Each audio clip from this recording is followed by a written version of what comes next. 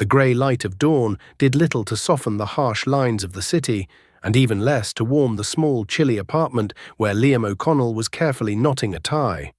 It was his only one, a deep navy silk that had seen better days, much like the suit it was paired with.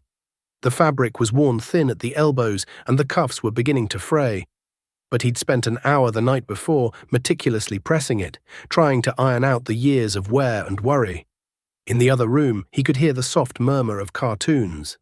His daughter Lily was awake. She was always the first to rise, a small, bright sun in his often overcast world. He took a deep breath, the air tasting of stale coffee and overwhelming anxiety. Today was important. Today was Ethelred Technologies. He walked into the living room, which doubled as Lily's bedroom. She sat cross-legged on her pull-out mattress, her 6-year-old face illuminated by the glow of the television. A half-eaten bowl of cereal sat beside her. She looked up as he entered, her wide brown eyes, her mother's eyes, taking in his suit. "You look like a superhero, Daddy," she said, her voice still thick with sleep. Liam managed a smile, the expression feeling foreign on his tense face. "Superheroes don't get nervous, sweet pea, and Daddy's got butterflies the size of bats in his stomach." She giggled, a sound that always managed to anchor him. "Butterflies are nice. They'll help you fly up to the big shiny building." The big shiny building was the Ethelred Tower, a colossal spear of glass and steel that pierced the skyline, a monument to a world he felt increasingly alienated from. It was the most advanced smart building on the continent, the brain of a global tech empire. And today, against all odds, he had an interview for a junior project manager position within its gleaming walls. It was his last real shot before the eviction notice on their door became a reality. "That's the plan," he said, sitting on the edge of her bed. He handed her a small folded piece of paper from his pocket. "Now I made you a new drawing for your collection." Lily's face lit up. She unfolded it to reveal a detailed sketch of a dragon, its scales intricate and its wings spread wide, breathing a plume of cheerful, cartoonish flowers instead of fire. He wasn't an artist, but he'd spent his evenings practicing, wanting to give her something when he couldn't afford to buy her anything. "He's a friendly dragon," she exclaimed, tracing the lines with her small finger. "He's going to protect your briefcase." His briefcase was a scuffed leather hand-me-down from his own father, containing a single copy of his resume and a half-eaten granola bar. "He'll do a great job," Liam said, his voice thick with an emotion he couldn't name. He looked at the clock. 7:45 a.m. The interview was at 9, Sai. He had to drop Lily at her school on the other side of town first. It would be tight. "Okay, little bug. Time to get ready for school. We've got a big day ahead of us." The journey across town was a frantic ballet of public transport. The bus was late, the subway was packed, and a fine, persistent drizzle began to fall, soaking the shoulders of his suit. By the time he dropped a reluctant Lily at the school gates, promising her pizza for dinner regardless of the outcome, it was 8:40. He had 20 minutes to get to the heart of the financial district. He ran the last 6 blocks, the worn soles of his shoes slapping against the wet pavement. He arrived at the base of the Ethelred Tower breathless, his heart hammering against his ribs from a mixture of exertion and sheer terror. The building was even more intimidating up close. It seemed to hum with a silent, invisible power. People in impeccably tailored suits glided through the revolving doors, their faces set with purpose. They belonged here. He, with his damp suit and frayed nerves, felt like an imposter. He pushed through the doors into a lobby that felt more like a cathedral to technology than an office building.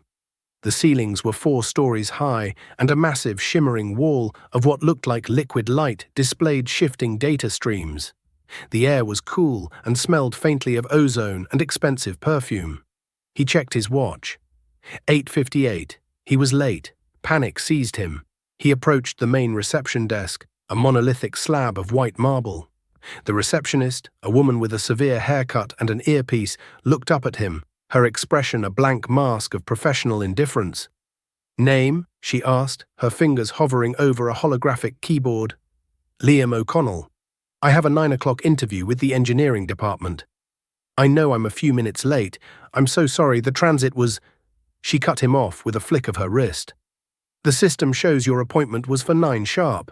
You've missed your check-in window. All appointments are automatically cancelled 5 minutes past the scheduled time." The words hit him like a physical blow. Cancelled? No, please, there must be something you can do. I came all the way across town. Can't you just call up? Let them know I'm here. Sir, our scheduling is fully automated and integrated with building security protocols. I don't have the authorization to override it, she said, her tone final. She had already dismissed him, her eyes scanning the lobby for someone more important. Defeated, Liam stepped back from the desk. His legs felt weak. All that hope, all that desperate planning, undone by a few minutes. He slumped into a chair in a small alcove that housed a cafe, the smell of coffee making his empty stomach churn. He could feel tears welling up, hot and shameful. He buried his face in his hands, the rough texture of his palms a stark contrast to the sleek, frictionless world around him. A soft voice broke through his despair. Rough morning? He looked up. A young woman in a barista's apron was standing by his table, holding a steaming cup. She had kind eyes and a scattering of freckles across her nose. You could say that, Liam mumbled, trying to compose himself. You look like you need this more than my next customer, she said, placing the cup of black coffee on his table. It's on the house. Name's Chloe. Liam, he said, managing a weak smile. Thanks, Chloe. You have no idea. I think I do, she said, leaning against the counter. I see it all day. This place, it chews people up and spits them out if they don't fit the mold. She glanced at his worn suit, but her gaze was empathetic, not judgmental. Don't let it get to you. It's just a building. But it wasn't just a building. It was his last chance. He took a sip of the coffee, the warmth spreading through his chest, a small kindness in a vast, indifferent space. He was about to thank her again when he noticed a commotion near the main entrance. 2 security guards, dressed in sharp, tactical uniforms, were walking towards his alcove. Leading them was a man in a perfectly tailored grey suit, his silver hair slicked back, a permanent scowl etched onto his face. He had an air of absolute authority, and his cold, calculating eyes were fixed directly on Liam. The man in the grey suit stopped a few feet from Liam's table, his posture rigid, his expression one of profound distaste. He surveyed Liam from head to toe, his gaze lingering on the damp patches on his suit and the scuff marks on his shoes. It was a look that stripped away a man's dignity layer by layer. Can I help you? Liam asked, his voice steadier than he felt. The 2 guards flanked the man, their stances wide, their hands resting near their belts. They were built like refrigerators, their presence an overt threat. I'm Marcus Thorne, head of security for Ethelred Tower, the man announced, his voice a low, gravelly hum of self-importance. We have a standard of conduct in this lobby. Loitering is not permitted. As you no longer have an official appointment, I must ask you to vacate the premises. Liam felt a surge of indignation. I'm not loitering. I was just collecting my thoughts. I'll be gone in a minute. Thorne took a step closer, his voice dropping to a conspiratorial whisper that was somehow more menacing. Let's be clear, Mr. O'Connell. Your appointment was cancelled. Your presence here is now unauthorized. You don't fit the profile of our clientele or our employees. Frankly, you're making our guests uncomfortable. The insult was so blatant, so steeped in classist arrogance, that it left Liam momentarily speechless. Chloe, the barista, stiffened behind her counter. He's a paying customer, she interjected, her voice trembling slightly. He's not bothering anyone. Thorne shot her a withering glare. Stay out of this, young lady. This is a security matter. He turned back to Liam, his lip curling into a sneer. I'm not going to ask you again. Leave now. Liam stood up slowly, his chair scraping against the polished floor. Every instinct screamed at him to just walk away, to swallow his pride and disappear back into the anonymity of the city. But he thought of Lily, of the promise of pizza, of the friendly dragon in her backpack. He thought of the countless rejections, the closed doors, the quiet desperation that had become his constant companion. And something inside him snapped. You know what? Liam said, his voice low and shaking with a controlled fury. No, I came here for an interview for a job I am more than qualified for. I was 2 minutes late because the city's transit system is a disaster, and your automated system, with no room for human decency, cancelled my one chance to provide for my daughter. So no, I'm not going to be hustled out of here like a piece of trash because my suit isn't as expensive as yours." A hush fell over the immediate area. A few people nearby stopped to stare. Thorne's face, which had been a mask of smug authority, darkened with rage. The color rose in his cheeks. "You have a damn nerve," Thorne hissed. "You think you can talk to me like that in my building?" He straightened his tie, a gesture of reasserting control. "I gave you a chance to leave with your dignity. You've just lost that privilege. Gentlemen," he said, nodding to his guards, "escort Mr. O'Connell out. If he resists, you are authorized to use necessary force. He is now trespassing." The two guards moved in, their expressions impassive. One reached for Liam's arm. Liam flinched back, his heart pounding a frantic rhythm against his ribs. This couldn't be happening. He was going to be thrown out, maybe even arrested, all because he was poor and a few minutes late. "Don't touch me," Liam warned, raising his hands in a defensive gesture. "I'm leaving." "Too late for that," Thorne said with a cruel smile. "We need to make an example of you. We can't have your kind thinking they can just wander in here and cause a scene." The first guard grabbed Liam's left arm, his grip like a vice. The second moved to grab his other arm. Liam struggled, a desperate reflexive action. "Get off me," he yelled, his voice echoing in the cavernous lobby. The scene was escalating rapidly, drawing more and more attention. The receptionist was on her phone, likely calling for police backup. Chloe cried out from behind the counter, "Stop it! He hasn't done anything." But Thorne just watched, a look of grim satisfaction on his face. This was what he wanted, a public display of his power, a clear message to anyone who didn't belong. The guards were twisting Liam's arms behind his back, forcing him towards the exit. Humiliation washed over him, hot and suffocating. This was it. This was rock bottom. And then a new voice filled the space. It was calm, clear, and distinctly non-human. It came from everywhere and nowhere at once, emanating from hidden speakers throughout the lobby. "Cease all action," the voice stated.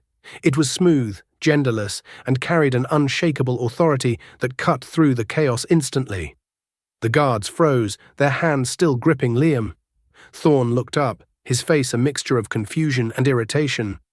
"Helios? What is this?" "Disregard. Continue with the removal." "Negative, Director Thorne," the voice replied, its tone unchanging. "Security personnel, release the civilian immediately."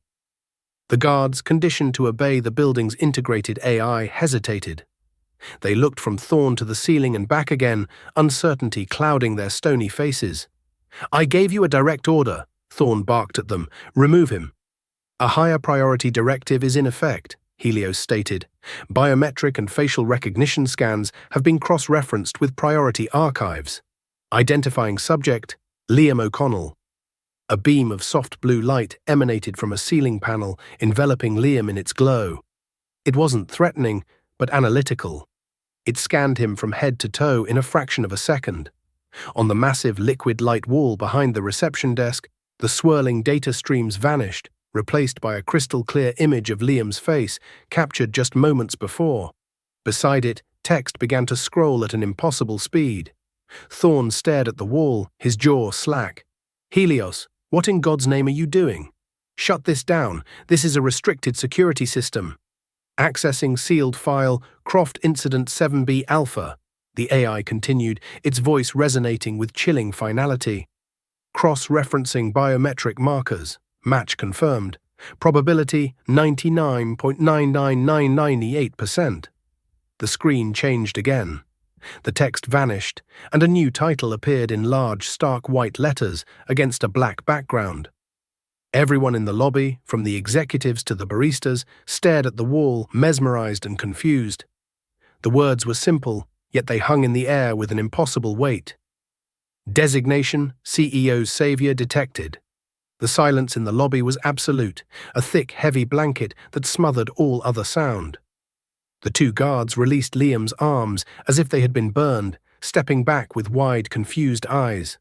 Liam himself stood frozen, the blue light still bathing him, his mind struggling to process the two words displayed on the giant screen behind him. CEO's savior. It made no sense. He'd never even met the CEO of Ethelred Technologies. He barely knew his name, Julian Croft, a reclusive tech genius, a modern-day Howard Hughes. Marcus Thorne was the first to find his voice, a strangled, incredulous croak. "This is absurd. Helios, you are malfunctioning. Run a diagnostic. Erase that screen immediately. That is a Class 1 security protocol override." "There is no malfunction, Director Thorne," Helios responded. Its synthesized voice remained perfectly level, a stark contrast to the rising panic in Thorne's.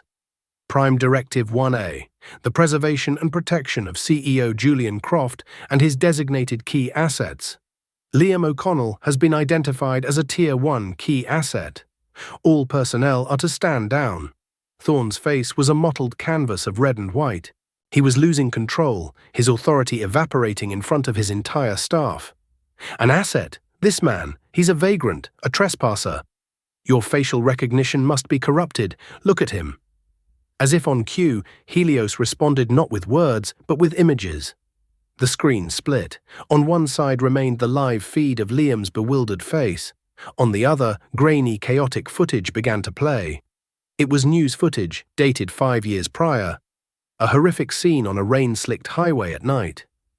A mangled sports car, upside down and wrapped around a concrete divider. Flames were beginning to lick at the undercarriage. Liam's breath caught in his throat. He remembered that night. He had been driving home from his old engineering job, the one he'd had before the company went under. He remembered the screech of tires, the sickening crunch of metal. He had been one of the first on the scene. The footage zoomed in.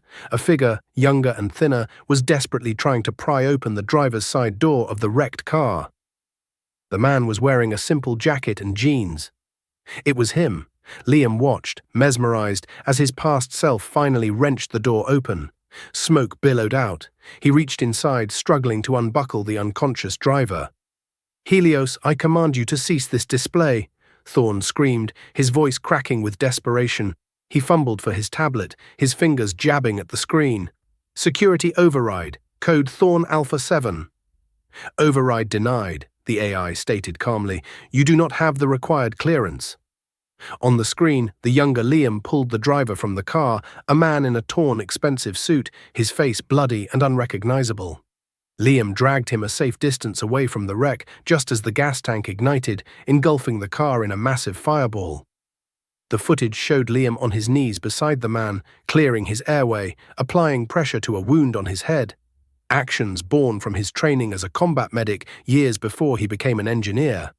He had stayed with the man, keeping him stable until the paramedics arrived, and then he had slipped away into the night, not wanting any attention. He never even learned the man's name. Helios then overlaid a new image next to the footage, the official corporate headshot of Julian Croft. The AI drew lines, mapping the facial structure of the bloodied man from the wreckage to the pristine photo of the CEO. It was a perfect match. A collective gasp went through the lobby. Chloe the barista had her hands over her mouth, her eyes wide with astonishment. The receptionist looked as if she'd seen a ghost. For 5 years, CEO Croft has allocated significant resources to identifying the John Doe who saved his life, Helios explained, its voice providing the final devastating piece of the puzzle. The individual left the scene before he could be identified. All attempts have failed. Until now. "Welcome to Ethelred Tower, Mr. O'Connell." Liam felt his knees weaken. That man, the man he pulled from the fire, was Julian Croft, the reclusive billionaire, the owner of this entire building, the man whose company had just rejected him for being 2 minutes late. The irony was so staggering, it was almost comical. Thorne, however, was not laughing.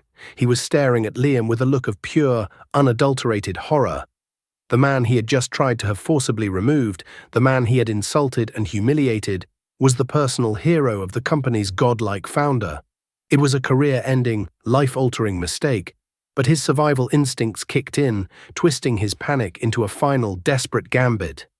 He turned to his guards. "This is a trick, a deepfake. The system has been hacked. Apprehend him. That's an order." The guards, utterly bewildered, took a hesitant step forward. "Negative," Helios interjected, its voice suddenly taking on a colder, harder edge. "A threat to a Tier 1 key asset has been detected. The source of the threat is Director Marcus Thorne." "What? Thorne sputtered. You have attempted to physically harm a protected asset, Helios continued. You have attempted to override a Class 1 security protocol.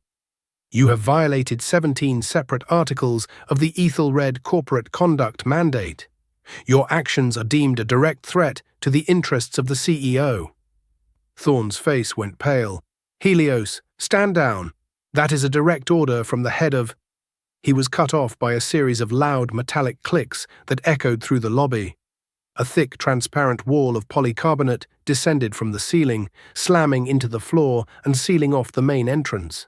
Simultaneously, heavy steel doors slid shut over the elevator banks. The entire lobby was now on lockdown. Thorne and his 2 guards were standing near the security office, a small, glass-enclosed room just off the main floor. With a pneumatic hiss, the door to that office slid open. Director Thorne, you and your subordinates will enter the security office for debriefing, Helios commanded. Debriefing? I'm not going anywhere, Thorne yelled, his composure completely shattered. That was not a request, the AI stated. From the ceiling, 3 small robotic arms descended, each ending in a taser-like probe. They hovered menacingly above Thorne and his guards. Please comply. Your cooperation is optional. The 2 guards, seeing the robotic arms, immediately dropped their bravado and practically scrambled into the security office. Thorne stood his ground for a second longer, his face a mask of fury and disbelief, before the probes crackled with blue energy. He cursed and stalked into the office. The moment he was inside, the glass door slid shut with a heavy, final thud. A series of red lights flashed around the frame. On the screen above the door, a single word appeared. Containment. The lobby was silent once more. The polycarbonate walls remained down. The elevators were sealed. Liam O'Connell, the broke single father, stood in the center of the locked-down headquarters of a multi-billion-dollar corporation, while the head of security was trapped in his own office. Helios spoke one last time, its voice returning to its calm, neutral tone. Mr. O'Connell, please remain where you are. Mr. Croft has been notified. He is on his way. The aftermath of Helios's intervention was a strange, suspended reality. The people in the lobby, trapped by the lockdown, stared at Liam with a mixture of awe, fear, and sheer disbelief. He was no longer the down-on-his-luck man in a worn suit. He was a figure of myth, the CEO's savior, a man who could command the building's very soul to bend to his will. Liam himself felt dizzy, as if the world had tilted on its axis. He leaned against the cafe counter, his hand trembling as he reached for the now cold cup of coffee Chloe had given him. Chloe looked at him, her earlier pity replaced by wide-eyed reverence. I can't believe it, she whispered. You saved Julian Croft. I did what anyone would have done, Liam stammered, the memory of the fire, the smell of burning fuel and rubber flooding back to him. I didn't know who he was. Inside the glass-walled security office, Marcus Thorne was in a full-blown meltdown. He was pacing like a caged animal, screaming into his wrist communicator, his face pressed against the glass. But it was clear no signal was getting out. His 2 guards sat slumped in chairs, their faces pale, their careers flashing before their eyes. Thorne's muffled shouts were the only sound in the otherwise silent lobby. Suddenly, a chime, soft and pleasant, echoed through the space. One of the previously sealed elevator doors slid open with a quiet hiss. A woman stepped out. She was in her late 40s, with sharp, intelligent eyes and an aura of calm, unflappable competence. She wore a tailored black dress, and her expression was one of intense focus. She scanned the lobby, her eyes passing over the trapped security director without a flicker of emotion before they landed on Liam. She walked directly towards him, her heels clicking purposefully on the marble floor. Mr. O'Connell, she asked, her voice crisp and professional. Liam nodded, feeling like a schoolboy caught in the principal's office. Yes, that's me. My name is Evelyn Reed. I am Mr. Croft's executive assistant, she said, extending a hand. Her handshake was firm and brief. On behalf of Mr. Croft and the entire company, I want to express our deepest apologies for the treatment you received this morning. It was unacceptable and does not reflect the values of Ethelred Technologies. It's okay, Liam mumbled, not knowing what else to say. Evelyn's gaze shifted to the containment cell where Thorne was now banging his fist against the glass. A faint, almost imperceptible sigh escaped her lips. "Helios," she said, speaking to the air. "Display Director Thorne's personnel file on my tablet. Priority access." "Acknowledged, Ms. Reed," the AI replied. Evelyn looked down at the tablet in her hand, her brow furrowing as she scrolled. "Just as I suspected," she murmured. 3 formal complaints for harassment and abuse of authority in the last 2 years, all buried by his own department. He has a history of targeting individuals he deems unsuitable for the Ethelred environment. She looked back up at Liam, a hint of steel in her eyes. "Mr. Croft has been searching for you for 5 years, Mr. O'Connell. He hired private investigators, he ran media campaigns, but with no name and only a vague description, it was like searching for a ghost. He speaks of you often. He refers to that night as his 2nd birthday. The sincerity in her voice was overwhelming. Liam had spent those same 5 years watching his own life slowly unravel. His wife Eleanor's long illness, the mounting medical bills, the loss of his job, the slow drain of their savings until there was nothing left. To think that all that time, a man whose life he had saved had been actively searching for him, it was too much to comprehend. I had no idea," was all he could manage. Before Evelyn could reply, the elevator chimed again. The doors opened, and a man stepped out. He was tall and lean, with streaks of silver in his dark hair. He wore a simple black turtleneck and grey trousers, no suit, no tie. But he moved with an intensity that commanded the attention of the entire room. His eyes, a piercing shade of blue, scanned the lobby and locked onto Liam. There was a faint silvery scar just above his right temple, partially hidden by his hairline. It was Julian Croft. He walked towards Liam, his gaze unwavering.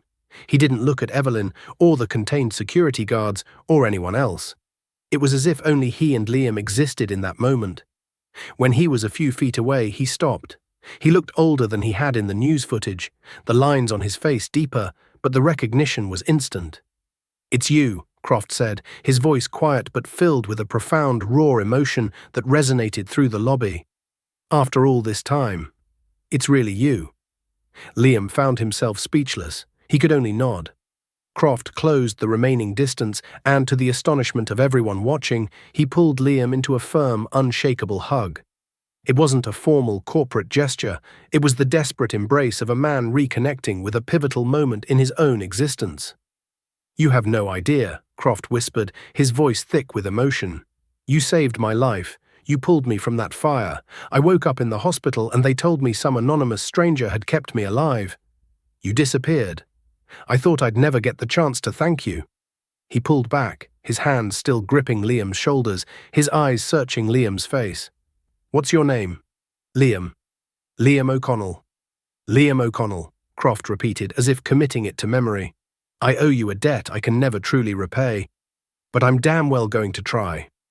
His eyes then flickered towards the security office. He saw Thorne pressed against the glass, his face a mask of pleading desperation. Croft's expression hardened instantly, the warmth vanishing to be replaced by glacial fury. He walked over to the glass wall of the containment cell. Thorne immediately straightened up, attempting to look professional and composed, a pathetic effort under the circumstances. "Mr. Croft, sir," Thorne began, his voice tinny through the cell's speaker. "There has been a terrible misunderstanding. The AI has malfunctioned." "Silence," Croft cut him off, his voice lethally quiet. "Helios, activate the two-way audio-visual feed. I want Mr. O'Connell to see this." The giant screen on the wall flickered to life, showing a high-definition close-up view of Marcus Thorne's terrified face. Liam, still standing by the cafe, could see every bead of sweat on the man's brow. "Marcus," Croft began, his tone dangerously calm, "I built this company on 2 principles, innovation and integrity. The first is about what we create. The second is about who we are. You have just demonstrated, in the most public way imaginable, that you possess neither." "Sir, I was only upholding the company's image." "My company's image is not so fragile that it can be threatened by a man in a slightly damp suit," Croft snapped, his voice rising for the first time. "You judged a man not by his character or his qualifications, but by the cost of his clothes. You abused your power to humiliate someone you perceived as beneath you, and in doing so, you tried to throw out the one man on this planet to whom I owe my very life." He paused, letting the weight of his words sink in. "Helios, what is the standard penalty for a Class A violation of the corporate integrity mandate?" "Immediate termination of employment," the AI replied instantly, "and a permanent ban from all Ethelred properties globally." Thorn's face crumpled. "Sir, please, I have a family. My career." "So does he," Croft said, gesturing back towards Liam. "And you were about to destroy his chances of providing for them over 2 minutes and a frayed cuff. You are a liability, Marcus, a cancer of prejudice that I will not allow to fester in my company." He turned to his assistant. "Evelyn, see to it. His termination is effective immediately. Have his personal effects couriered to his home. Security will escort him from the premises once the lockdown is lifted. He is never to set foot in this building again." "Yes, Mr. Croft," Evelyn said, already typing into her tablet. Croft turned back to the screen, his final words for Thorn delivered with the cold precision of a surgeon. "You're worried about your image, Marcus. Well, the footage of your little power trip and your subsequent containment is now part of Helios's permanent security archive. Your legacy at this company is sealed." He turned his back on the cell, a clear dismissal. On the giant screen, the feed cut out, replaced once more by the serene, swirling data streams. The show was over. Marcus Thorn, the man who had held so much power just minutes before, was now nothing more than a ghost in the machine. With Thorn's fate sealed, an unnerving quiet descended once more. The former head of security had slumped onto a chair inside his glass prison, his head in his hands, a man utterly broken. Julian Croft took a deep, cleansing breath, as if expelling the toxicity of the encounter, and turned his full attention back to Liam. The icy fury in his eyes was replaced by a look of profound concern and regret. "Liam," he said, his voice now gentle, "I cannot apologize enough for what you just endured. That man's behavior was a disgrace. I promise you, it is not what Ethelred stands for." "It's all right," Liam said, though his heart was still racing. "I've dealt with people like him before." "But you shouldn't have to," Croft insisted. "Not here." He gestured towards the small cafe. "Can we sit? I feel like I have 5 years of conversation to catch up on." They sat at the small table where Liam's ordeal had begun. Chloe, the barista, approached tentatively, her hands fidgeting with her apron. "Mr. Croft, sir. Can I get you anything?" Croft gave her a warm smile that seemed to instantly put her at ease. "Chloe, is it? Thank you. I think my guest could use a fresh coffee, and I'll have a green tea, please." He then looked at Liam. "And something to eat. You look like you've had a long morning." "I'm fine, really," Liam started to say, but his stomach chose that moment to let out a loud, embarrassing growl. A small, genuine laugh escaped Croft's lips. "Helios, lift the lockdown on the executive kitchen. Have Chef Antoine send down 2 of his signature croissants, immediately." "Acknowledged, Mr. Croft," the AI replied. As Chloe bustled off to prepare the drinks, Croft leaned forward, his expression serious. "I want to know everything, Liam. When you left the scene of the accident, the paramedics said you had vanished. There was no record, no witnesses who got your name. Why did you leave?" Liam stared into the surface of the table, remembering the chaos of that night. "I don't know. I'm not a hero. I was a combat medic for a few years. A long time ago, my training just kicked in. When I saw the paramedics had you stable, I just felt like my part was done. I didn't want to fuss. I just wanted to go home to my wife and daughter." The mention of his wife brought a fresh pang of grief. "My wife, Eleanor. She was sick then. She passed away 2 years ago." Croft's face softened with empathy. "I'm so sorry. I can't imagine what that's been like for you." "It's been hard," Liam admitted, the words coming out before he could stop them. "The medical bills. They wiped us out. I lost my engineering job when the firm downsized. I've been picking up odd jobs, anything to keep a roof over our heads, to keep things normal for Lily, my daughter." He finally looked up, meeting Croft's gaze. "This interview today, it was my last hope. We're facing eviction at the end of the month." The confession hung in the air between them, raw and painful. Julian Croft, a man who measured his wealth in the billions, listened intently, his expression unreadable but his focus absolute. He didn't offer platitudes or empty reassurances, he just listened. The croissants arrived, delivered by a flustered-looking man in a chef's uniform, followed by Chloe with the drinks. The croissants were impossibly flaky and warm, and as Liam took the first bite, he realized he hadn't eaten anything decent in days. The simple act of eating something so delicious felt like a luxury he hadn't earned. Croft watched him, a thoughtful look on his face. "You're an engineer?" Liam nodded, swallowing his bite. "Yes. Structural and systems engineering. I worked on the Trident Tower project before the funding collapsed." Croft's eyebrows shot up. "You worked on the Trident?" "Their energy reclamation system was revolutionary. I tried to hire their lead designer, a Dr. Alistair Finch, but he went to a competitor in Singapore." "I was on his team," Liam said quietly. "I designed the primary conduits for that system." Julian Croft stared at him for a long moment, a slow smile spreading across his face. It was a smile of dawning realization, of pieces clicking into place. "Of course," he murmured almost to himself. "Of course, that's who you are." He leaned back in his chair, a new energy about him. "Liam, you didn't just come here for an interview today. Fate, or whatever you want to call it, brought you here. The position you applied for, junior project manager, is an insult to your talent." He leaned forward again, his blue eyes alight with passion. "I have a project. It's been my pet project for years, but I've never found the right person to lead it. It's called Project Sanctuary. The goal is to design and build self-sustaining modular housing communities powered entirely by clean energy for disaster relief and low-income families. We have the technology, we have the funding, but we've lacked the right architect, the right engineer with the right heart. Someone who understands not just the mechanics, but the human need." He paused, his gaze intense. "I'm not offering you the junior position, Liam.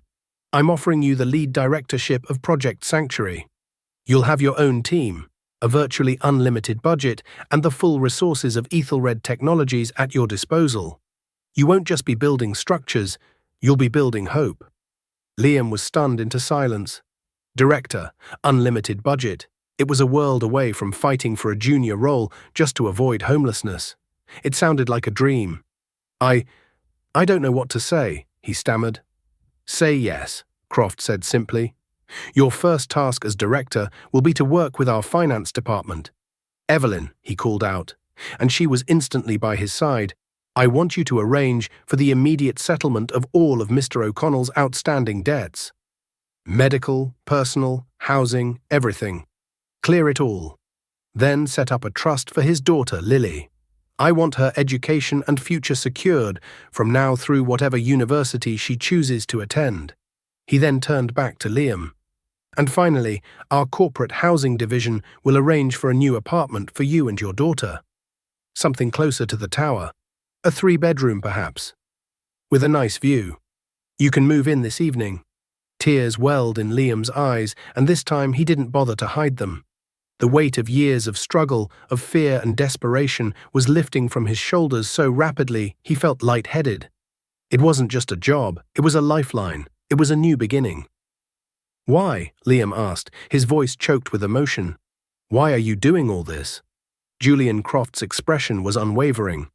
"Because 5 years ago, on a rainy highway, you didn't ask me if I was rich or poor. You didn't ask me if I was important. You just saw a person who needed help, and you ran towards the fire. That's the kind of man I want building the future. That's the kind of man I want at my company." He extended his hand across the table. "Welcome to Ethelred, Liam." Liam took his hand, the grip firm and solid.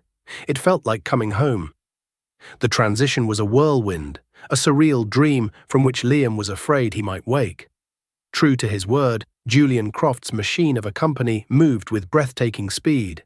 While Liam was still processing the job offer, Evelyn Reed was already on her phone, her voice a calm but unstoppable force, dispatching orders to finance, legal, and real estate departments.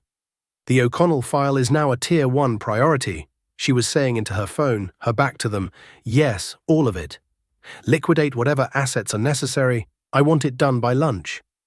Croft, meanwhile, had Helios lift the general lockdown, though the containment on the security office remained.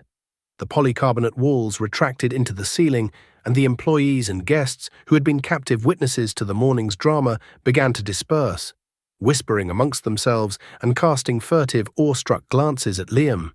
He was no longer an outsider.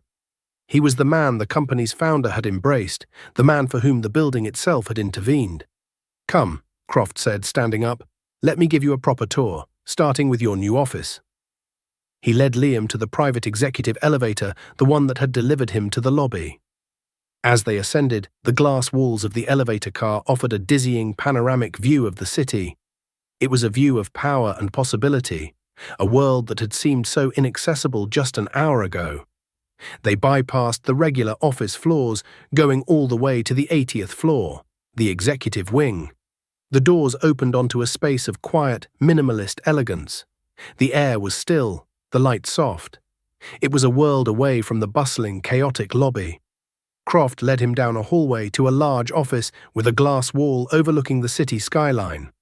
Inside, a desk sat empty, a blank canvas. "This will be your space," Croft said.